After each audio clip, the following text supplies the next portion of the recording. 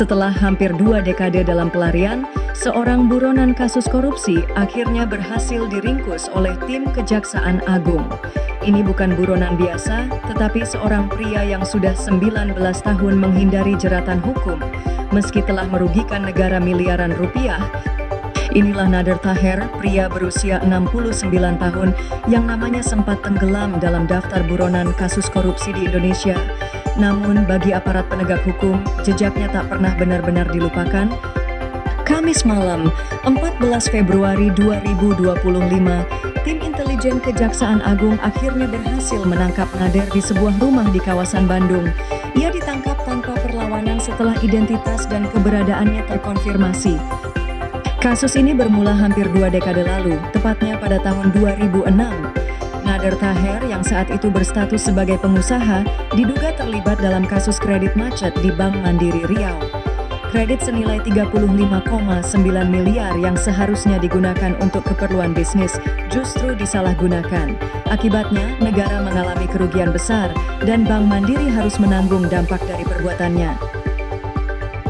Penyelidikan saat itu mengungkap bahwa dana yang dikucurkan oleh Bank Mandiri tidak digunakan sesuai peruntukannya.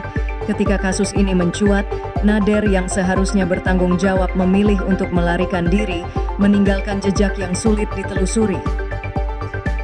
Pengadilan telah menjatuhkan vonis terhadap dirinya, namun proses eksekusi sempat terhambat karena ia menghilang tanpa jejak.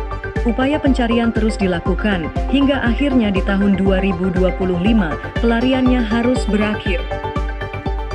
Dalam konferensi pers, pihak Kejaksaan Agung menegaskan bahwa penangkapan ini merupakan hasil kerja keras tim yang terus menelusuri jejak para buronan kelas kakap. Kejaksaan Agung juga menegaskan bahwa kami tidak pernah berhenti memburu mereka yang melarikan diri dari hukum. Ini adalah bentuk komitmen kami dalam menegakkan keadilan dan memberantas korupsi di Indonesia. Kabar ini tentu menarik perhatian publik. Bagi sebagian orang, penangkapan ini memberikan harapan bahwa keadilan masih dapat ditegakkan. Namun di sisi lain muncul pertanyaan, bagaimana bisa seorang buronan bisa bersembunyi selama hampir 2 dekade tanpa terdeteksi? Tidak sedikit kasus buronan korupsi yang mampu menghindari hukum selama bertahun-tahun. Banyak yang diduga mendapatkan bantuan dari pihak-pihak tertentu hingga mampu bertahan tanpa terlacak oleh aparat.